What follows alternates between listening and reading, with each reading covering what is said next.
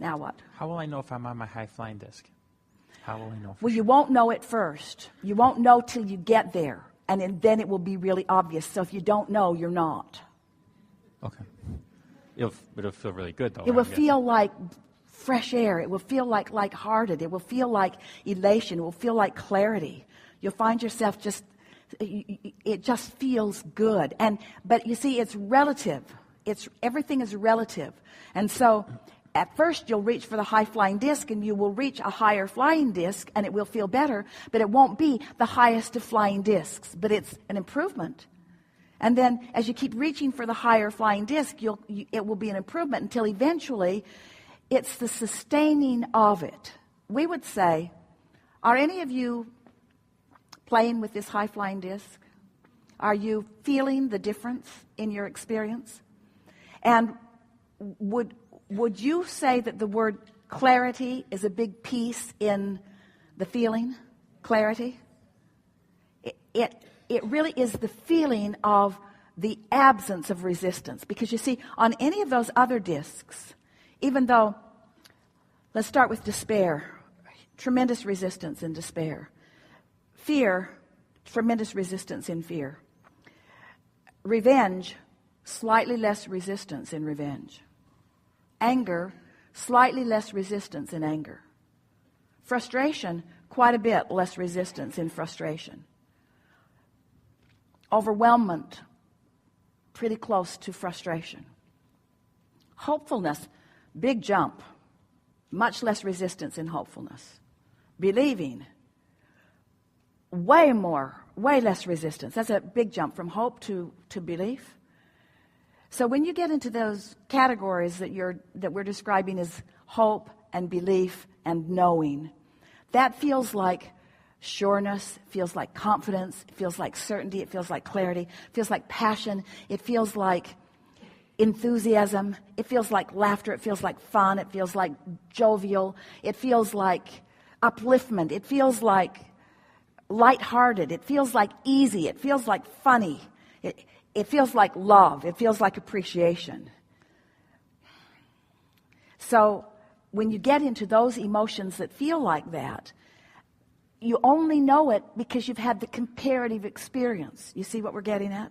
So achieving that, you can all do that. We could tell you a story right now, and if we held you in concentration for a minute or two or three or four or five, we would bring you unquestionably to a feeling of love and appreciation. That's what those rampages are that we all get on together every now and again.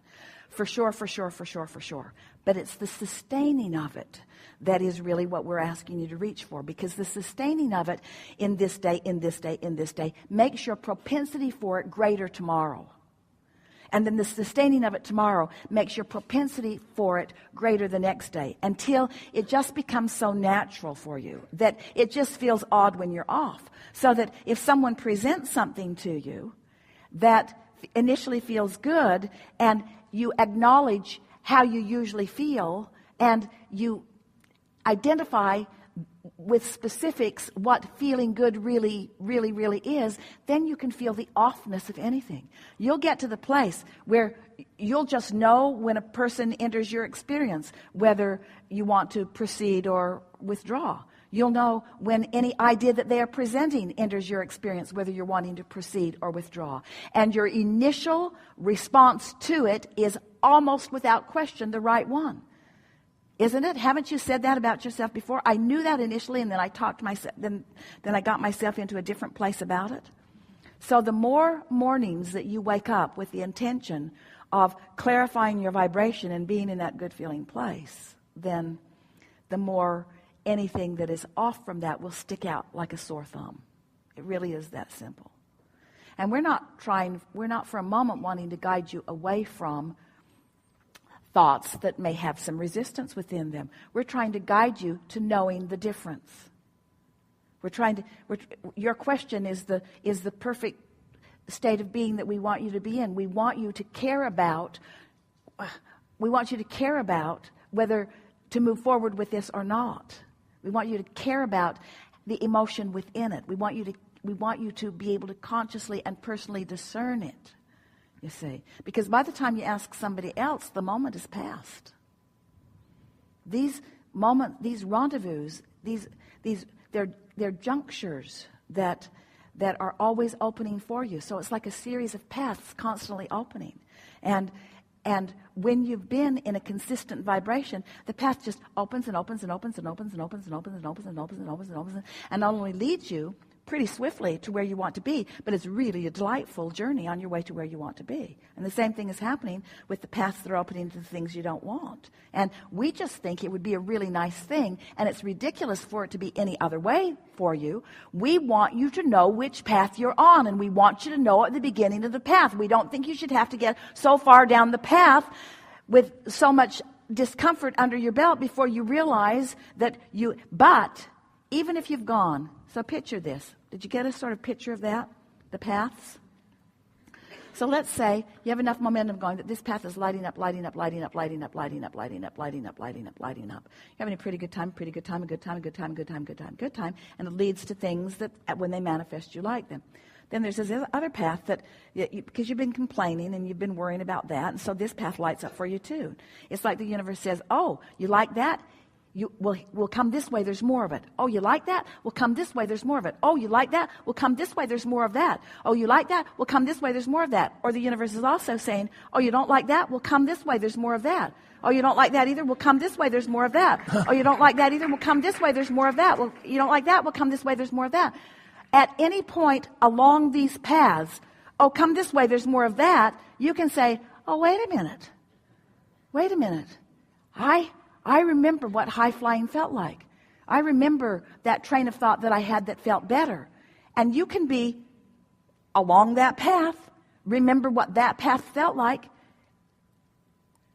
and that path begins to turn and lead you back over to this path. It really is that way. With all kinds of converging, rendezvousing thoughts and people and comments and circumstances and events. So your question is a good one. And this is what we heard you say.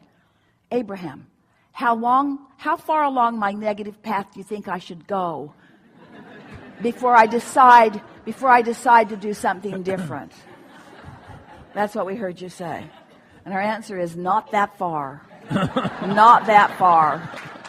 Because there's a momentum. There's a momentum in the path.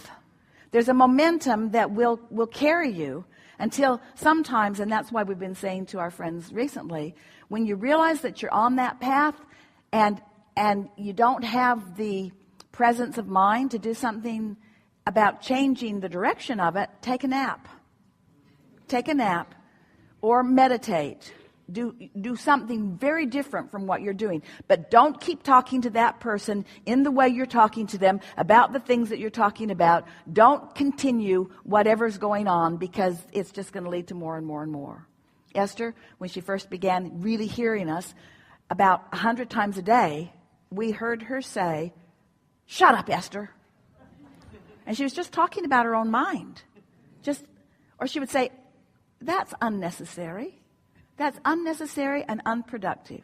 Just sort of talking to herself, just as she became aware that there was momentum on some thoughts in some directions that were not serving her, were not going to lead to where she wanted to go. But,